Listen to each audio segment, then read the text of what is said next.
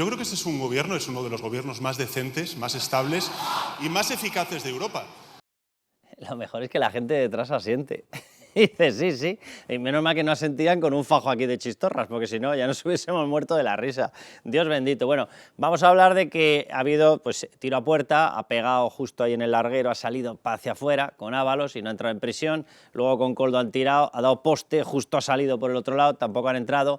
No han entrado básicamente porque la Fiscalía Anticorrupción no ha decidido pedirlo, ¿vale? ¿Hay argumentos a favor de que entraran en prisión preventiva? Todos. ¿Hay argumentos con los que se puede esgrimir que no tenían que entrar? Pues sí, también puedes hacerlo. ¿Había riesgo de fuga? No es una opinión mía, es que lo que están diciendo en los propios autos, en el de José Luis Ábalos y en el de Koldo García Izaguirre, es que el riesgo de fuga era creciente.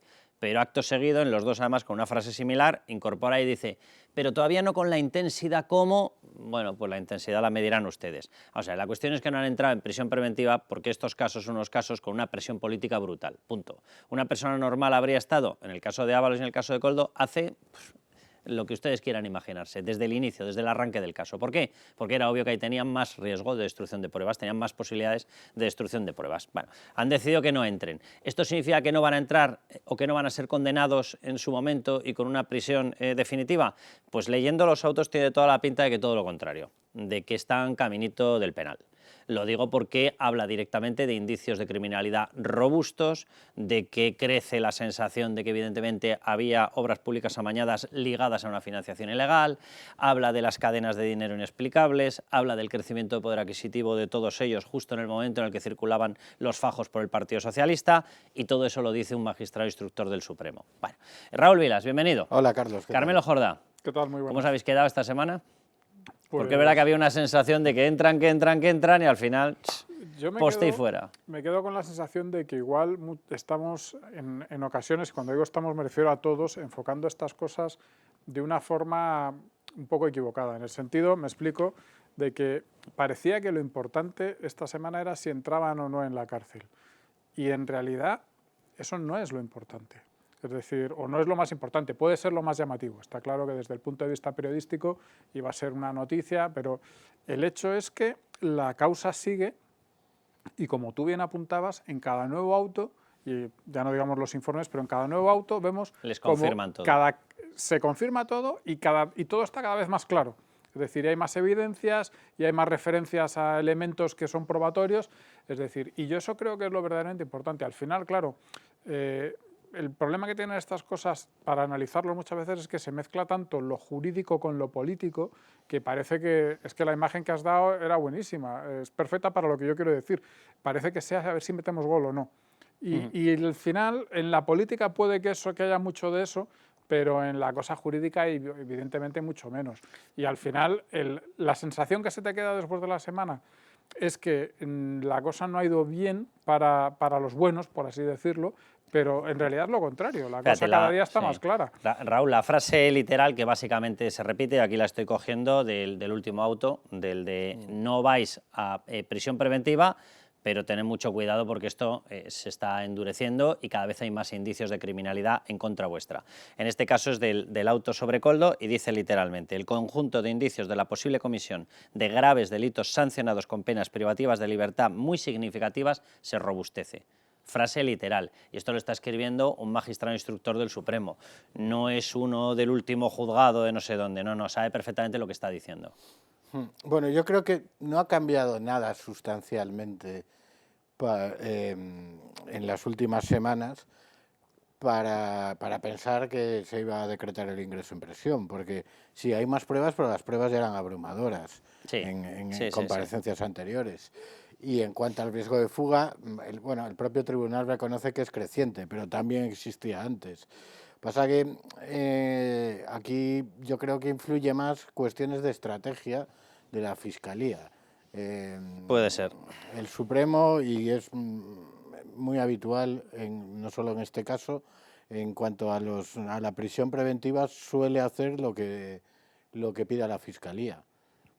Recordemos cuando la Fiscalía informó a favor de la libertad de Aldama por colaborar con la justicia, prácticamente fue automático. Quiero decir que quien tendría que explicar por qué no han entrado en prisión preventiva esta semana a Ábalos y Koldo es Luzón, que el peso de la decisión yo creo que recae más sobre él que sobre los magistrados. Si Luzón lo hubiese pedido, estoy seguro, además viendo el auto, en el que ya hay argumentos para decretar prisión preventiva, de que se hubiera hecho. Hay argumentos demoledores. Otro de los párrafos, se lo leo también, hablan de que queda constancia de la posible tenencia por parte del investigado, repito, en este caso es Koldo, pero prácticamente hay un párrafo similar en el tema de Ábalos, la tenencia por parte del investigado de importantes cantidades de dinero en metálico imposibles de justificar. Es decir, yo estoy contigo, Raúl. Vamos a ver, al final la Fiscalía Anticorrupción no está buscando que entren en prisión preventiva o no, está buscando certificar los delitos. Claro. Entonces, lo que está pensando es, ¿por qué dejé libre a Víctor de Aldama, de Soto del Real? Porque estaba dispuesto a colaborar. ¿Va a colaborar y aportar información Koldo García Izaguirre? No, porque está totalmente integrado en la maquinaria de poder del Partido Socialista. Y una cosa, Ábalos, lo mismo. Y no se puede establecer una relación directa entre el ir a prisión preventiva o no y la probabilidad de ser condenado en el juicio posterior. No puede ser hay gente punitiva. que está en prisión preventiva y termina absuelta, y hay gente que sin estar en prisión preventiva tiene condenas muy graves por delitos muy graves. Efectivamente. Y yo veo muy claro también otro elemento, que es que efectivamente se está avanzando con mucha cautela, lo cual puede ser exasperante desde cierto punto de vista, puede ser injusto desde otro punto de vista, porque desde luego todas esas cautelas no se tienen con el público general.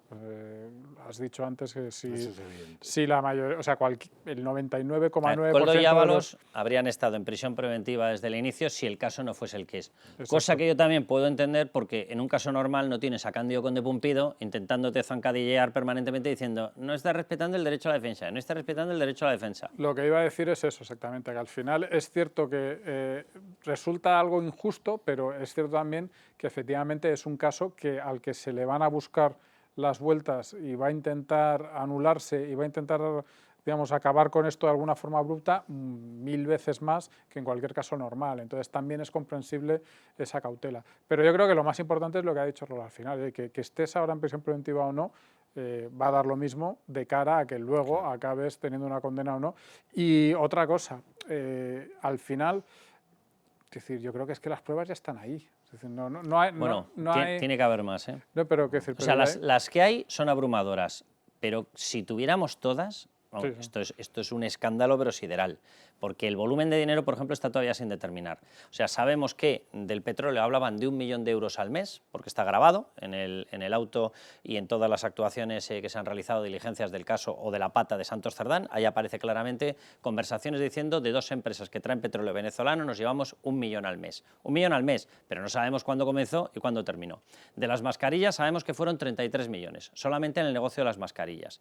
Por la parte de las comisiones de obra pública, de las que están certificadas, según el propio magistrado, sabemos que serían 5 millones. Pero al descubrirle la participación de Santos Cerdán en Servinávar, que es una de las adjudicatarias de las obras, ya sabemos que rebasaría esos 5 millones, ya sería 5,1 millones. Y faltan infinidad de obras. Es decir, cuidado, porque saber el volumen total, por la parte de la trama de hidrocarburos, el fraude en el IVA es de 182 millones. Ergo, tuvieron que traer más de 1.000 millones en facturación. Y otra cosa que hay que aclarar para cerrarlo de la prisión preventiva.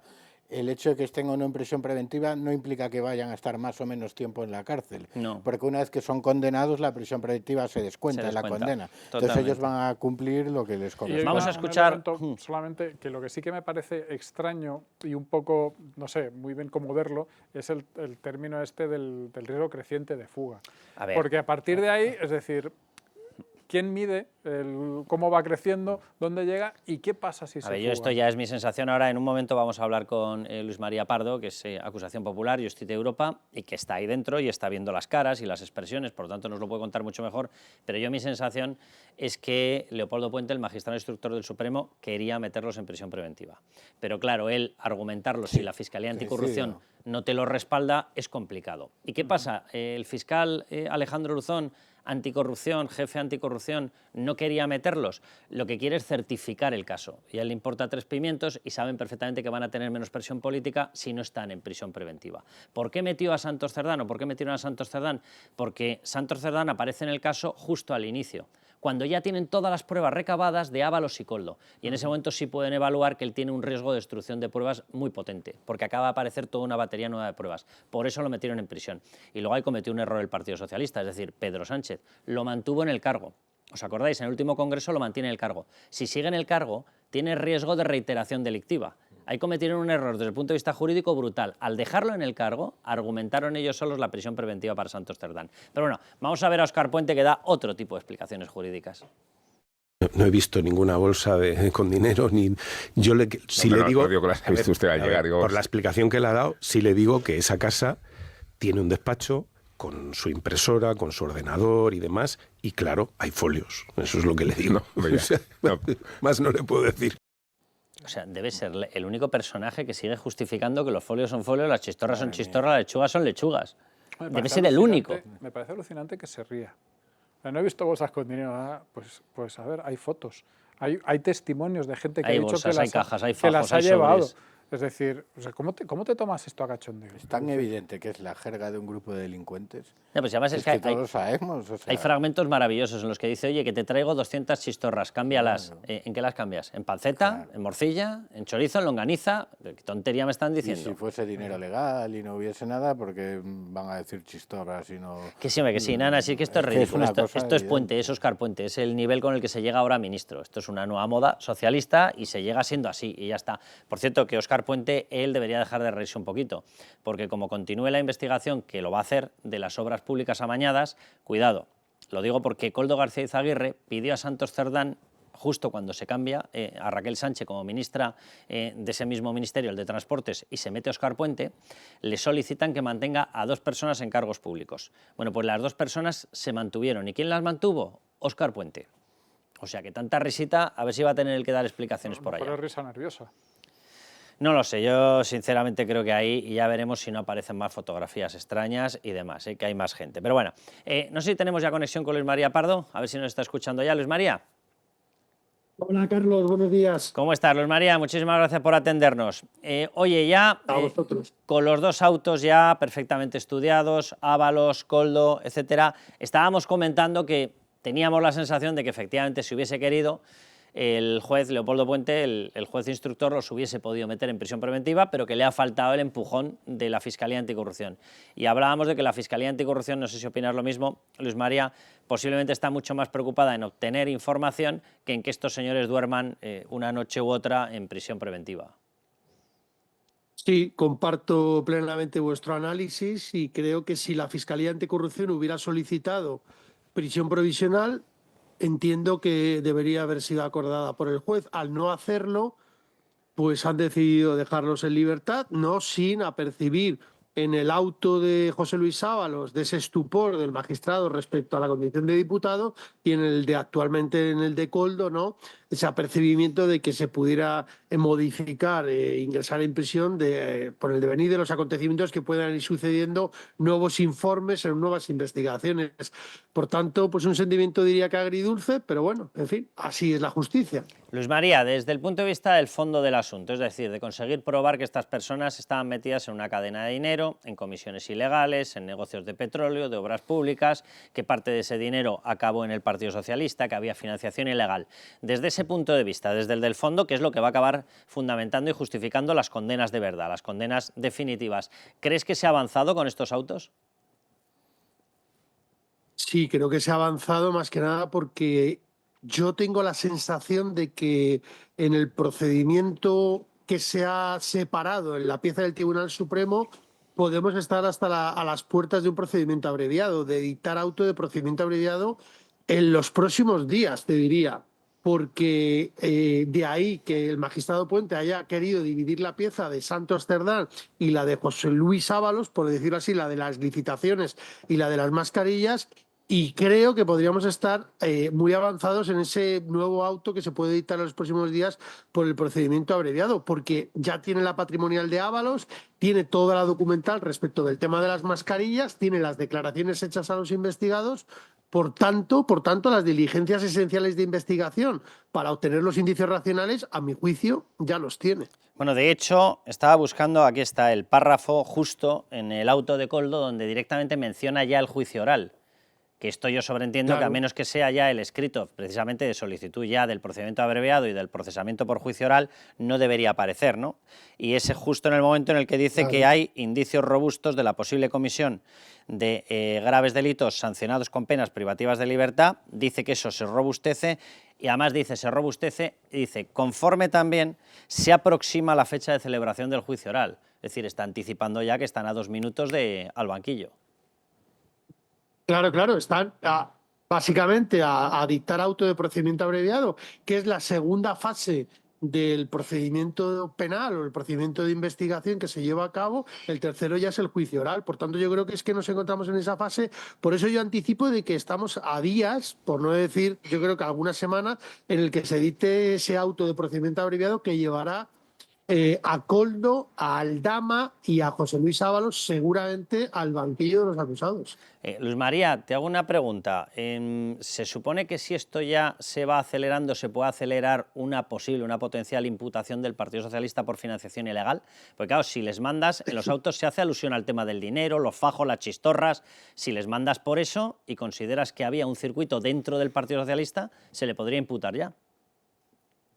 Debería imputársele ya. Ese sería el gran interrogante y el por qué no se ha realizado hasta ahora. Porque claro, teniendo la patrimonial de José Luis Ábalos y teniendo todos estos datos robustos, lo que queda de encajar en este puzzle es el papel del Partido Socialista. Entonces, ¿qué va a hacer el magistrado Puente respecto de esto, no?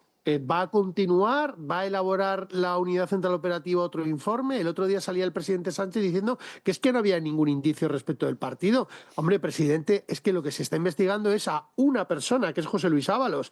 Y de ahí se ha derivado el conocimiento que se ha tenido por parte de lo que hacía el Partido Socialista. Es decir, no se ha llevado a cabo una investigación por parte de la Guardia Civil respecto de una financiación irregular del partido, sino que a través de José Luis Ábalos se ha descubierto unas irregularidades que existían, pues cuanto menos irregularidades, veremos si reproche penal por parte de la financiación del Partido Socialista. María, ahora entonces, cabe a ver qué va a hacer Puente. Claro, ¿tampoco sería descartable entonces, por ejemplo, una diligencia de entrada en Ferraz? Es que claro, o sea, el interrogante sería, Carlos, ¿qué papel va a jugar a partir de ahora en el procedimiento penal el Partido Socialista? No puede ser acusación popular porque no es perjudicado, pero puede ser una persona que se le pueda imputar como persona jurídica. Claro, que para eso se necesite la entrada de registro del Partido Socialista, yo considero que si se le imputa, sí, pero la duda que tenemos todos, yo creo, y la que albergamos es hasta dónde va a querer llegar el Tribunal Supremo, porque los indicios con el informe de la UCO, a mi juicio, existen. Otra cosa es que no tengan la robustez, racionalidad suficientes y bastantes respecto de la figura de los imputados que ya tenemos, ¿no? A Ábalos, Koldo y Aldama. Pero respecto del Partido Socialista, entiendo de que si el informe de la UCO ha demostrado que puede haber algún tipo de indicio, se necesita investigar también esa línea. Luis María, un abrazo muy fuerte y muchísimas gracias.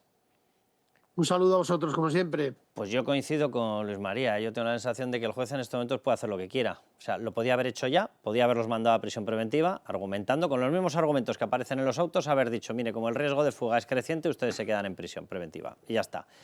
Podía haber hecho eso. ¿Podría imputar en estos momentos al Partido Socialista por financiación ilegal? Perfectamente. ¿Podría ordenar un registro? Perfectamente. Tiene incluso identificadas a determinadas personas, a las secretarias, a no sé qué, sabe los despachos por los que pasaba, tiene las indicaciones de Carmen Pano, de en qué planta entregó el dinero, tiene la descripción de Carmen Pano, es decir, perfectamente podría ordenar una entrada de la UCO en Ferraz. Perfectamente. Ya no es solo aplicar la lógica que todos conocemos de si hay una trama de cobro de comisiones que la lidera el secretario de organización de un partido, que se cobra lógicamente en negro, pues sería la primera vez que una estructura de esas características no incluye también la financiación ilegal. Pero es que además están las declaraciones de Carmen Pano, las fotografías de cantidades ingentes de dinero en metálico en la sede del Partido Socialista. El sobre de los cupos de petróleo de Aldama. Pero si eso no es un indicio, que baje Dios y lo vea. Evidentemente hay indicios para imputar al PSOE por financiación ilegal. Koldo García Izaguirre, esto sí que puede ser un indicio. Mientras sigan diciendo estas tonterías, son indicios seguro. Cuando usted dice que a esos agentes tan excepcionales les hacía llegar 5 chistorras, ¿me está diciendo que les hacía llegar 5 embutidos?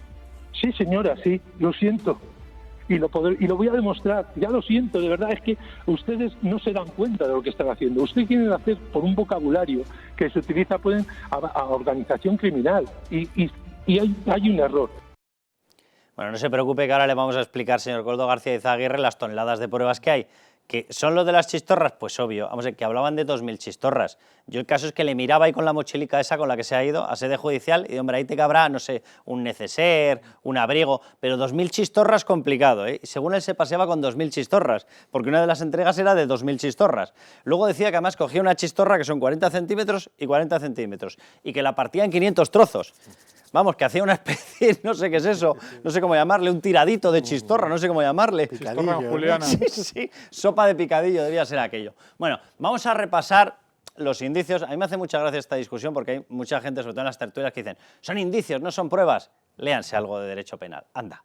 Los indicios se denominan pruebas indiciarias. ¿Por qué? Porque son pruebas. Bien, cerrado el tema. Caso Koldo, mascarillas. Venga, vamos con lo que hay ahí. Muy resumido, porque es que hay por todas partes. Pero los contratos de mascarillas estuvieron comandados por Ábalos. Esto le señala a él directamente.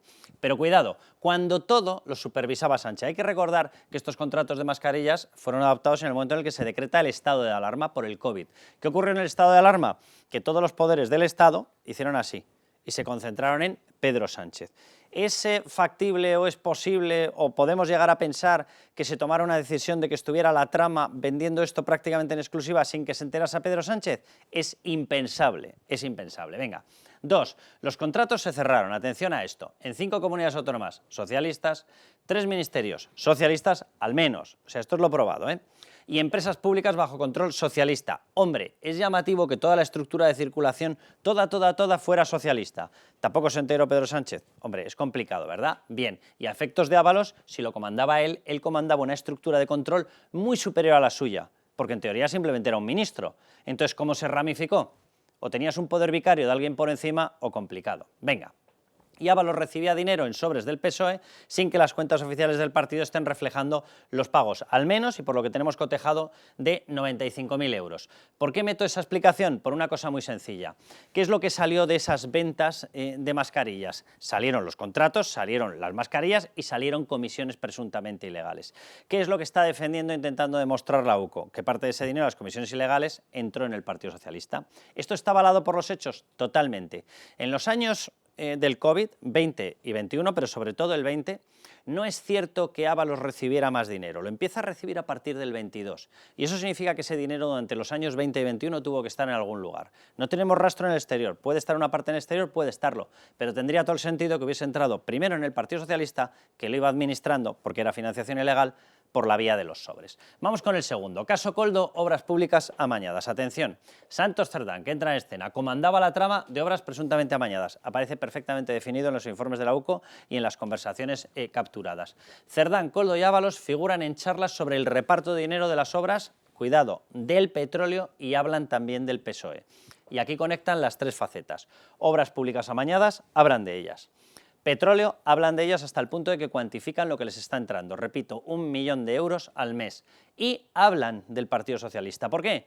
Porque hablan de, hay empresas que están depositando dinero y no pasa por el partido. Lo dicen literalmente, a espaldas del partido. Ergo, tenía que haber dinero que estaba de frente al partido. Vamos, que entraba en el Partido Socialista.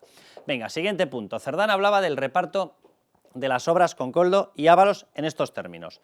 Ganaderías, es decir, tenían identificadas distintas empresas y dependiendo de quién vinieran, es decir, si venían de Ábalos era la ganadería de Ábalos, si venían de Santos Cerdán era la ganadería de Santos Cerdán, hasta el punto de que se habían repartido los cupos y Santos Cerdán, por ejemplo, tenía el cupo vasco y el cupo navarro y allí era el que presuntamente cobraba las comisiones ilegales por las obras amañadas. Bien, y luego hablaban lo que ya les he dicho, que cobraban a espaldas del partido. Esto surge en una bronca en la cual Santos Cerdán le dice a Ábalos que ya está bien y que sabe perfectamente que él está introduciendo empresas en el circuito de obras públicas amañadas y que sin embargo está cobrando sin aportar al partido y se lo expresa con esta fórmula, a espaldas del partido. Atención a esto, Santos Cerdán recibió obras él mismo. No solamente es que las amañara presuntamente y cobrara comisiones, es que él formaba parte de Servinavar, con lo cual las adjudicaciones a Servinavar eran adjudicaciones a él en un 45%. Solamente por este concepto, Santos Cerdán habría cobrado 5,1 millones de euros ya acreditados. Y aparecen mezclados pagos procedentes del petróleo venezolano. Esta rama prácticamente todavía no se ha empezado a investigar, por un motivo obvio, a ver quién investiga en una dictadura chavista. Es complicado, ¿verdad? Vale, pero la evidencia de las conversaciones es totalmente aplastante. Es decir, ahí hablan abiertamente del petróleo que está entrando, citan dos empresas, citan cómo se lo reparten, etc. Vamos con el caso de Europa, que de momento se niegan a abrirlo. Por cierto, en uno de los últimos autos de Leopoldo Puente, en concreto en el de Ábalos, en el que le dice que no tiene que entrar en prisión preventiva, cuidado porque vuelve a mencionar el tema de Europa. De hecho, da por probado un pago. ¿Cuál? El de una casa de vacaciones, Villaparra, en Marbella. Pues si das por probado el cohecho, tiene que haber negocio negro. Y el negocio negro era que se le habrían pagado esas vacaciones en ese chalet, por cierto, pegado a un prostíbulo. ¿Por qué? Lo dicen literalmente, por las molestias ocasionadas, y se están refiriendo a las negociaciones del rescate de Air Europa. Venga, vamos con las pruebas. Sánchez aprobó personalmente el rescate de Europa, totalmente probado. Tenemos las actas del Consejo de Ministros. Begoña Gómez estuvo en reuniones con Air Europa en pleno rescate, lo ha admitido hasta la compañía. Las llamadas y chats de la UCO revelan que el rescate se dio tras mediar el matrimonio presidencial, antes de ser solicitado oficialmente, 16 de julio, en mitad de la tramitación, en verano, cuando se atascaba, Hidalgo llamaba a Begoña Gómez y después en unos chats que no deberíamos haber visto, digo, porque no deberían haber existido, no porque no tengamos que investigarlo periodísticamente. Esos chats en los cuales Pedro Sánchez le dice a Ábalos, se lo vamos a dar, eso no debería haber existido antes del Consejo de Ministros, porque no debería estar él opinando de todas estas cosas, y lo hizo antes del Consejo de Ministros, en el que tampoco debería haber estado por la relación de su mujer. Venga, Sánchez elevó la cuantía en 75 millones de euros durante toda la tramitación, es decir, si buscamos un supuesto móvil de comisiones, lo puede haber perfectamente. Y Guacalúa, del Grupo Air Europa, patrocinó gastos del Africa Center de Begoña Gómez. Todo lo que les he citado es de lo que se ríe Óscar Puente. No sé si porque lo desconoce, no sé si porque le da igual, no sé si porque tiene un umbral de corrupción elevadísimo, él sabrá por qué. La cuestión es que todo esto, y mucho más, esto es un resumen, son pruebas ya totalmente certificadas y que, como dice el magistrado Leopoldo Puente, son robustas. Hombre, son pruebas muy robustas. Pero respecto a eso que dices del cómo se intenta confundir diferenciando indicios de pruebas, es que en fase de instrucción lo habitual es hablar de indicios, pruebas indiciarias como tú comentabas, porque es en el juicio oral donde se presentan y practican las pruebas y es el tribunal el que condena o absuelve el que las valora, pero un juez instructor no condena, procesa, y para procesar se basa en pruebas indiciarias. Pero son pruebas, esto no son pruebas. Que se denominan así simplemente porque se considera que en el juicio oral es donde y así se determina en terminología penal, se practica la prueba. Evidentemente. Por eso no se le llama prueba del todo hasta que no es juicio oral, pero no porque sean hechos distintos, son los mismos hechos. Y luego, ¿a qué se refería María Corina Machado cuando dice las consecuencias para España de la caída del régimen de Maduro? Lo digo por lo que acabamos de ver. Probablemente por ahí vayan los tiros. Y respecto a Air Europa, es que ya no son solo especulaciones de qué casualidad que Begoña Gómez justo ese día estuviese con Hidalgo o con Aldama y demás. Es que es el Supremo ya el que da por bueno o certifica que al menos una de las tres propiedades de las casas se le entregó a Ábalos a cambio del rescate. No son indicios que lo está en el Supremo. Esta semana había... Dice una, pero se puede también interpretar que son las tres. Esta semana había run con este tema, porque claro, cuando la gente lo ha visto escrito en el Tribunal Supremo han dicho, pues si asumes Tribunal Supremo que hay un pago, entonces tiene que haber se paga delito. A cambio de un rescate, si el rescate es completamente normal, está justificado en una compañía, se ha hecho en toda Europa y bla, bla, bla, bla, bla, bla, ¿por qué le tienes que pagar un chale a un ministro? Una casa. Te doy la palabra ahora, pero déjame que cojamos un poquito de oxígeno con Bancamar. Bancamar, nuestra solvencia, su tranquilidad. Patrocina este espacio. Bueno, pues vamos a coger un poquito de oxígeno con Bancamar, la banca más solvente de toda España, porque el compromiso de esta entidad financiera, de una entidad financiera con sus clientes, es y tiene que ser sin duda algo que aporte confianza a la hora de invertir. Bueno, una de las señas de identidad de Bancamar es precisamente la coinversión. David Espeja, responsable de comunicación externa de Bancamar. Para que quede claro, ¿qué es exactamente la coinversión? Hola Carlos, así es. A la hora de invertir la confianza es fundamental Y en Banca March nos apoyamos en dos pilares que son muy importantes. Por un lado está la solidez, como banco más solvente de España. Y en segundo lugar, el asesoramiento experto y personalizado. Y respecto a tu pregunta de qué es exactamente la coinversión, pues bien, la coinversión es el ADN de Banca March, una propuesta de valor única en el mercado. Mediante la coinversión invitamos a nuestros clientes a participar en los mismos vehículos de inversión en los que invierten los accionistas del banco. Es decir, nuestros clientes pasan a ser nuestros socios. Vamos con ellos de la mano de principio a fin de la inversión. Y eso representa el mayor compromiso y alineación de intereses que podemos tener con ellos. David, ¿y cómo pueden acceder los clientes a esta coinversión? Pues mira, Carlos, pueden hacerlo de tres formas diferentes. Una totalmente líquida, es decir, el dinero está disponible para los clientes. Y eso lo hacemos a través de las SICAVs institucionales, como son Torrenova, Yuc y Belver, que responden a los tres perfiles de riesgo, desde el más conservador al más decidido.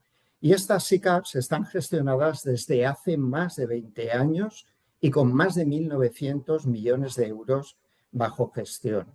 Otra opción es coinvertir a través de proyectos no líquidos, es decir, el cliente no tiene disponible su dinero al momento y son inversiones en economía real, como por ejemplo la inversión inmobiliaria en activos hoteleros o podría ser también, otro ejemplo, la financiación de compañías tecnológicas.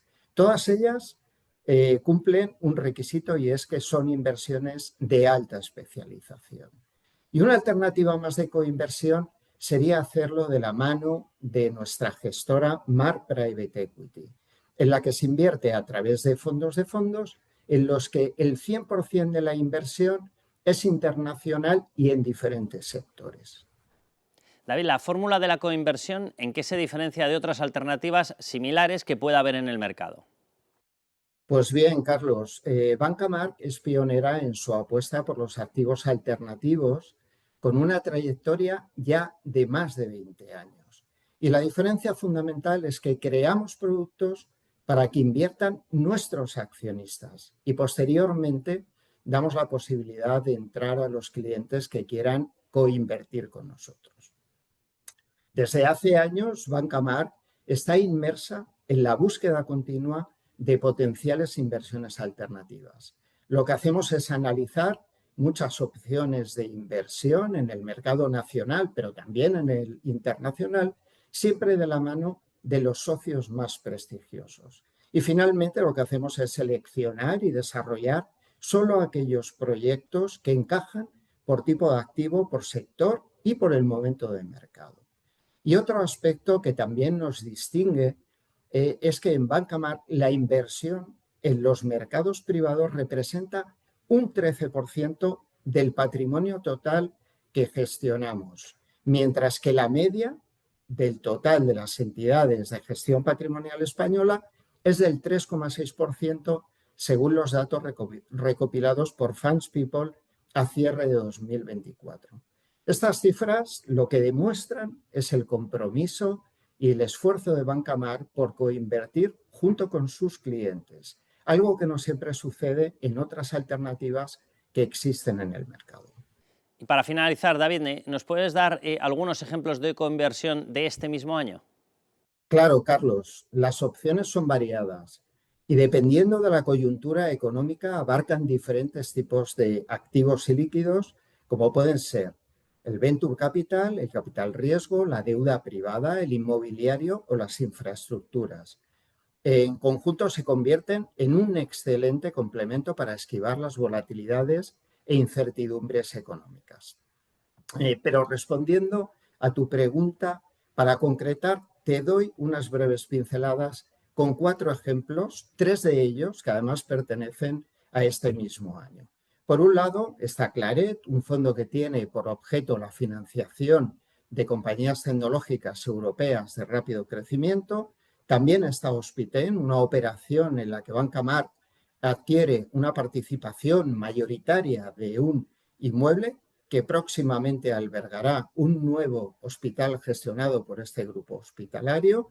Un ejemplo más sería la colaboración entre Banca March y Meliá con la adquisición de 2 grandes hoteles en Mallorca y Tenerife, gestionados por Meliá, con los que esperamos impulsar aún más la calidad y la rentabilidad, incrementando la generación de valor tanto para accionistas como para clientes. Y por último, me gustaría destacar la inversión en Verisure, una compañía en la que Banca March invirtió en 2008, junto con sus clientes, 100 millones de euros en el marco de un proyecto de coinversión que esta semana ha marcado un hito importante con la OPV de la compañía en la Bolsa de Estocolmo. De esta manera, Banca March pone al alcance de sus clientes la oportunidad de invertir en estrategias que de otra forma solo estarían al alcance de los grandes inversores. Pues muchísimas gracias, David, muchísimas gracias por supuesto a Banca March y nos volvemos a la tertulia. Banca March, nuestra solvencia, su tranquilidad. Ha patrocinado este espacio. Bueno, y aparte que se pueden quedar con la mejor cartera de inversión, que es la de Banca March, miren, es que además pueden conseguir hasta un ordenador con Z+.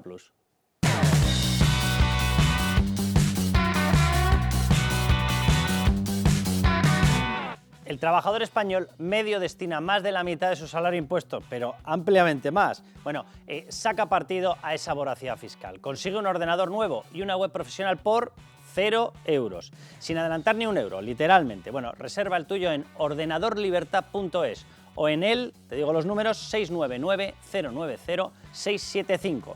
Ahí directamente, muy fácil, porque no es gratis, lo hemos pagado con nuestros impuestos. Ordenadorlibertad.es o llamando o mandando un mensaje al 699-090-675.